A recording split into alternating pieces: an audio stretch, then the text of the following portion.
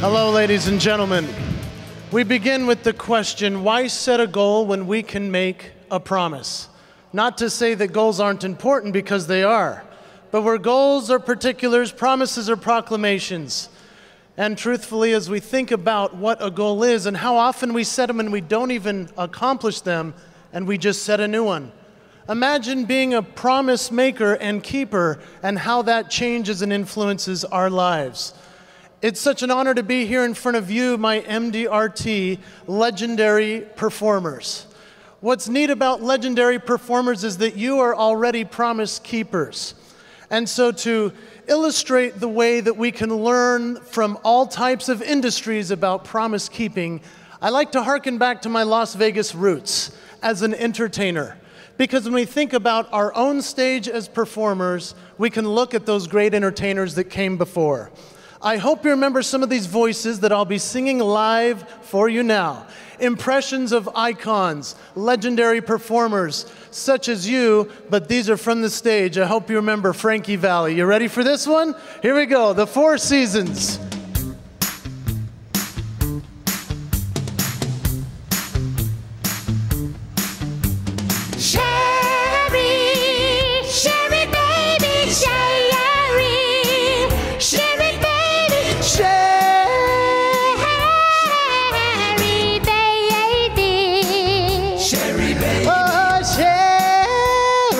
Can you come out tonight? It's okay to clap if you want to clap. Tonight. You better ask your mama. Sherry baby. Oh, tell her everything is alright. Do you like those guys? Is that pretty good? That was okay. What a great voice, right? What a signature voice that when you hear that music, you think, well, how's he going to hit that this early in the morning? But of course, we just let it go because this guy had an incredible signature move, something that made him stand out. So many other artists like this. And how are you like this with your stage as the legendary performing promise keeper that you are? Let's do some more music, don't you think? Motown. I know you like the Motown music. How about the Temptations to start it off? One of the best groups ever. I remember the first time hearing this song, I said, Mom, what's happening in my leg? She said, just let it move you, son. Here are all the Temptations. It was the 3rd of September, a day I'll always remember. Yes, I will. There was a day that my daddy died. Well, yeah, Papa was a rolling stone. Oh, well. Wherever he laid his head was his home. And when he died, all he left us was alone. Oh, yes, I did, Mama. Papa was a rolling stone. Oh, well.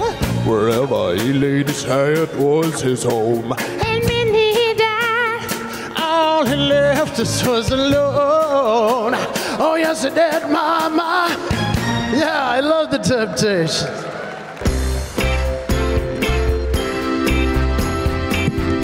We're going out on a limb here. I hope you remember Diana Ross and the Supremes. Use your imagination.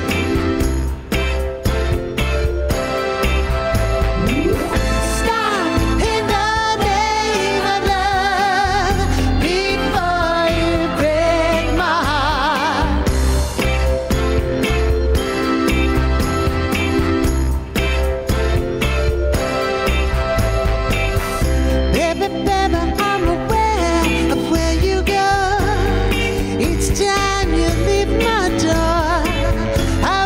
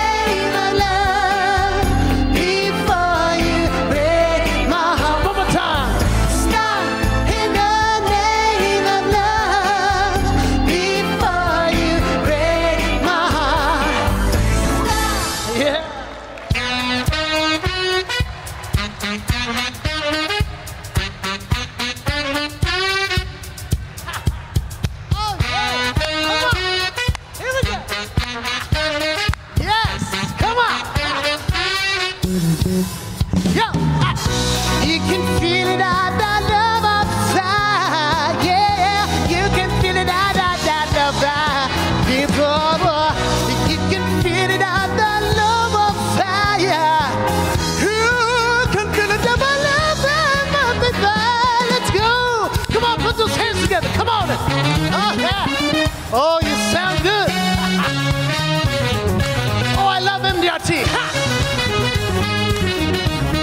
It feels right. Go. Ha! Yeah. Ladies and gentlemen, that's Stevie Wonder. That was awesome. Some of you are very disturbed right now. You're like, what just happened? Really, all I was doing was the signature moves of each of those artists. In reality, I barely sound like any of them, although that could have fooled some of you. You know, all I had to do was the moves that make them famous, the things that we know them for. Stevie Wonder doesn't even need music. You just go, who am I? And we know, because his signature move was so strong. And that's what it comes down to with the promise itself, the promise, the engagement experience. What is your promise to the different elements within this concept of the engagement experience? That's what we're going to talk about today. The very first element is the audience. We all have an audience. It's our clients, the people we sell to, those that want to become our raving fans and help sell for us. Then, of course, element number 2 is the family, not just the family at home, but the family at work. The people that we consider our community and our family. And finally, the third promise is the one. Now, when we talk about the one, we'll get to that, but this is the very most important part of the entire message. We're going to, however, start with the promise to the audience, because you are all performers. You are all legendary promise keepers when you do what you do, because you're extraordinary. You have a signature move that makes you stand out in a sit-down world. Story from your industry to begin talking about the audience itself. There was a man decided to go to college. As he's figuring out whether to be a doctor, a lawyer, very capable man, he decided to take a part-time job selling life insurance. Pretty soon, he realized he was making more money than his professors. And he left college. When he went and told his wife, I think I'm going to go be a life insurance agent, she went, really? Okay, I thought you were going to college. No, I'm going to do this. I'm a salesman. He became a $1 Million Round Table member very quickly. Over 25 years, this man did extraordinary things. His children had no idea how great he was, what type of a legendary performer. Although they knew every trip he came back from, he had a plaque for the wall. He had plaques all over the house that said $1 Million Round Table. A legendary performer. When his children were asked, hey, what does your dad do for a living? They said, he's either a golfer or a basketball fan. We don't know. He takes all of his clients to play golf. He takes all of his clients to the basketball games and sits on the front row. His signature move became known as the cheerleader of everyone, the great encourager, a legend in his industry of life insurance. He was the top in the world for many years, all throughout my youth. Ladies and gentlemen, I'm talking about my own father. His name is John Hewlett, and he is a legend of the life insurance industry. And he's right there.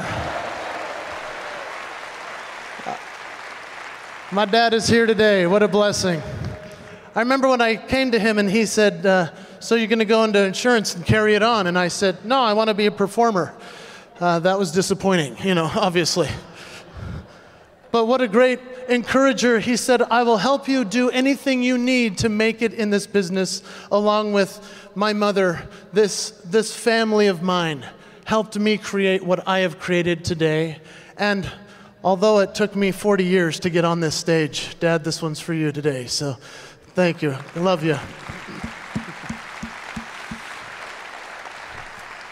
Every time someone comes up to me and says, you're John Hewlett's son, let me tell you about how great he is. They share his signature moves. We all have something that makes us stand out, and are we sharing it? When we talk about the legends of performance, some have passed recently. Prince, Tom Petty, David Bowie, Whitney Houston, some of the greats, but let's talk Michael Jackson. Michael Jackson, one of the greatest legends of all time. If you went to his concert way back in the 90s, what's the one move you would expect him to do on stage? The moonwalk. We all know that. Imagine if you went to his concert and he was too tired that day to deliver the promise of his moonwalk. What if he still did a good show, but didn't even deliver what you came to see? That's how this would look. Here's Michael Jackson.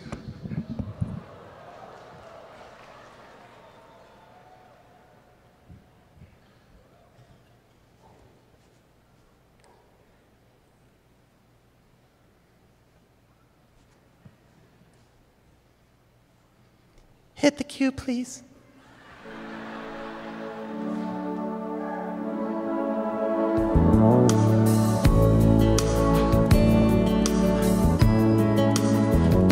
There's a place in your heart, and I know that it is love. And this place, it is brighter than tomorrow. But if you ever try, you find there's no need to cry. For this place, you feel there's no hurt or sorrow.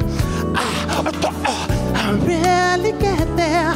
If you care enough for the living, make a little space to make a better place. Come on, sing along. Heal the world. Who knows this song? Oh, make it a better place. For you and for me and the entire human race. There are people dying. If you care enough for the living, make a better place for you and for me. It's not enough. You need more. You need more.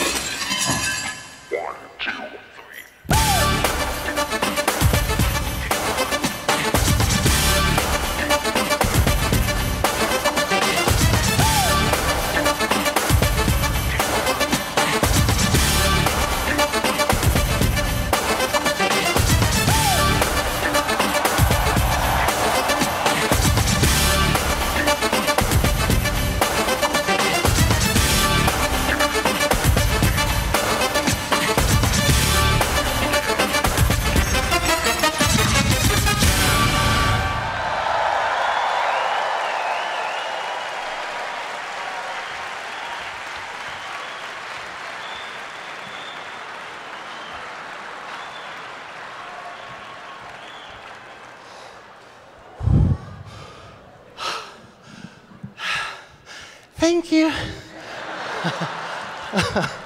Oh man, I am in pain. Just trying to do his signature move. It's barely even possible, ladies and gentlemen, because it was his move. He's the only one that could do it like that, right?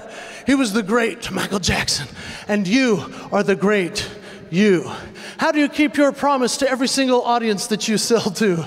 Because you are the legendary performers and promise keepers. How do you keep that promise every time? They expect something from you, something that makes you extraordinary. Now we've talked about the audience. The second element of the promise is the family. If I were to say to you, hey, what's your signature move? You might go, I have no idea. I got nothing. That's where the family comes in. Who is your family? Let's think about that question. Who is it? Is your family your team, your crew, your group, this community of MDRT? Maybe someone here can help you realize what you've got. When we think about the people around us, how do we help them out? A story came out a couple of months ago that a man was found out to be walking to work 11 miles for a 4 a.m. shift every morning. When his work family found out, because there's a mother in each office, Mama Pat found out he was walking, Trenton Lewis was walking 11 miles to get to work at 4 a.m. every day. She said, not on my watch. She went around and gathered money from all of his peers, co-workers who soon became family. And they raised enough money to give him a used car. When they dangled the keys in front of him, $2,000 car, he wept openly. What kind of family member are we in the workspace? When I say family, though, you're probably thinking your own family, right? The people that are most important to us. When I talk about my own family, I want you to think about yours, because whatever yours looks like, it's what it is for you. When I talk about my family, I like to show a picture of how cute they are. You know, this is a fun little family. I actually rented these pictures. I don't even know these people. It came with the frame. We had 4 kids in 5 years. Looks perfect, doesn't it? Oh, man. When you have 4 kids in 5 years and you're a traveling man like me, you become an insane man when you come home to this. Even though it looks nice, 4 kids in 5 years, they were just at all times. And when I would be on the plane, I'd be coming home setting a goal to myself. I'm going to be a better dad when I get home. I'm going to be a better dad. It wasn't until I made the promise to be the kind of dad that any kid would want to have that things started to change. I came home after a long trip. Romney, a strong Utah name from where I'm from. On the very far left of me, on your right, Romney was 3 years old. I had not been able to connect very well with him, so my wife said, why don't you keep a promise and try to become a better dad? I'm grateful for a wife who would tell me like it is. And so I took my son to a health breakfast at McDonald's. And as we're driving, I look in the rearview mirror and he's like, and I said, why are you so happy, buddy? He said, I like it when you're nice, Daddy, not mean, Daddy. I said, when am I mean, Daddy? He said, that's not right now. You see, I was giving 100% to every audience around the world on the stages like this. But when I'd come home, I had a hard time giving 100% to them. And so as we went to McDonald's, we ran inside. We took a picture of, a little selfie together. And then he went up that slide. And as he went up the slide, he said, Daddy, Daddy, and he came back down. And he went back up the slide. He said, Daddy, Daddy, and he came back down. He went back up the slide, he went, Daddy, Daddy, and I was like, I've had enough. I didn't do that. I just kind of started to ignore him, and my hand reached in my pocket, and I went to my phone. The easiest place to go, Facebook. And so I started to scroll through the lives of other people. What kind of life are they having today? What did they eat? And then I started to post, I'm having a daddy-son day with my boy. We're at McDonald's having a great time. And in the moment, I realized the hypocrisy of what I was doing. I realized he's right there, but I'm right here. My friends, technology can connect us to the world, but it can disconnect us from our family. And in that moment, thank you. And in that moment, I pressed down on the Facebook app and it started to wiggle, and I deleted it. And I put the phone back in my pocket, and I knelt down. And he came down the slide and he saw I was present and he said, can we play? I said, yeah, let's play. If you can't think of what your signature move is today, make it to be present. Be where you are and keep that promise to these people that mean so much to you. Because now when they say, Daddy's home, now they want to see the velociraptor from Jurassic Park because they know I can do it. They like to be scared. They go, Daddy, do the raptor. I go, are you sure? They go, yeah, Daddy, where? And I'm like, oh, it's going to scare you. They go, do it. And I'm like, ah! And I'm chasing them around. And they're like, no, Daddy. And I'm like, ah!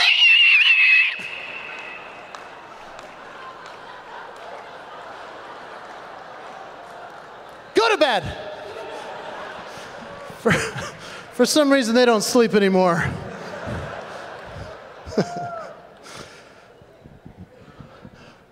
But no success can compensate for failure in the home.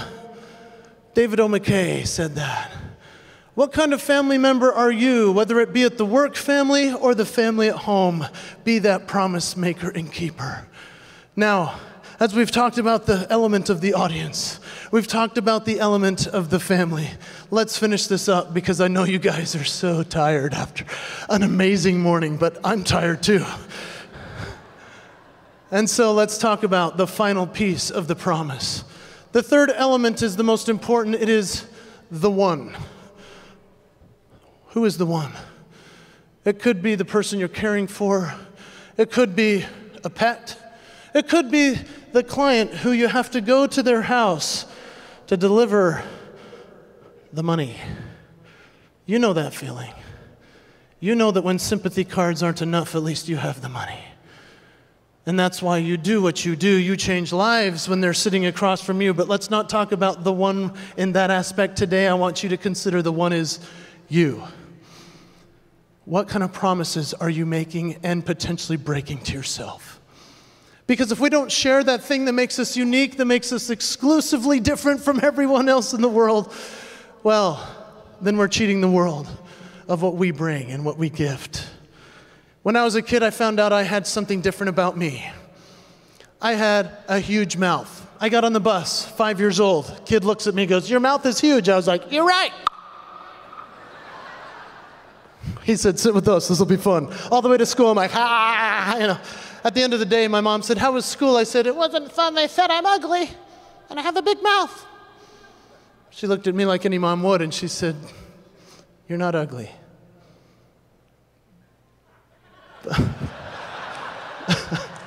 But you have a big mouth. Just gonna have to learn to live with that. She said, "Why don't you smile at people when they tell you that?" "I don't want to smile at people, just smile."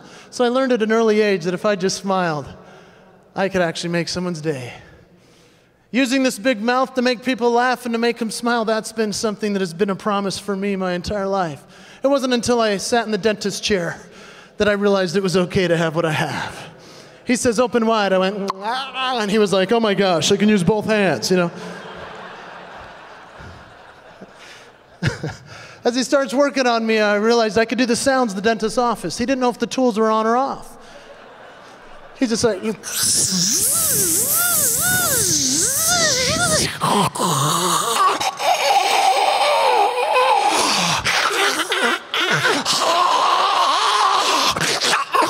he's like, "Is this thing on?" I'm like, "I don't know, it's stuck on my tongue."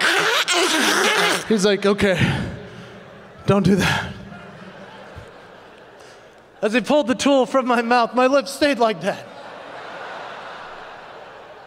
He said, "How do you do that?" I said, "I don't know." He said, "Stop," so I did.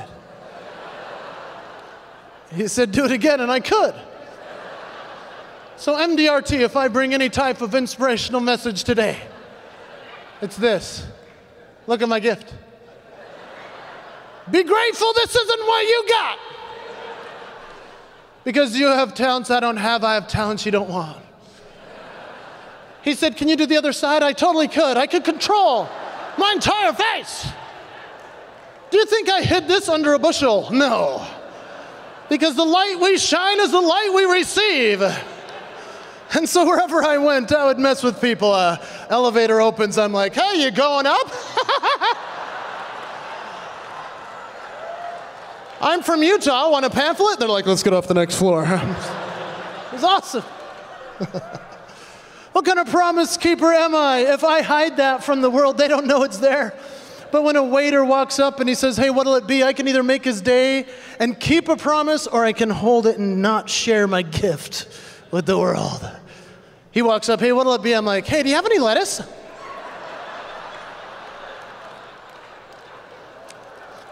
He's like, "I'll be right back." Maybe. Never. Ladies and gentlemen, MDRT, honor of my career to be speaking to you today with my father in the audience, a legendary performer among legendary people. You have your audience, you have your voice. Do you share it? Do you keep that promise every single time you take your stage? God bless you for the work you do. I hope you love and remember this voice that we'll close with, because it's a wonderful world when Louis Armstrong sings.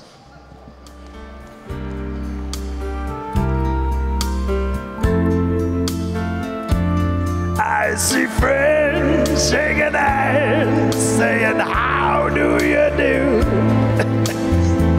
They're really saying, "Oh yes, I love you." I hear babies cry, I watch them grow. They learn much more, yes, than I'll ever know. And I think to myself, what a wonderful world, oh yeah, ba-ba-da-do-do-da-da. Yes, I think to myself, what a wonderful world. Oh yeah, ba ba da da do da do da. MDRT, I'm Jason Hewlett. Thank you so much.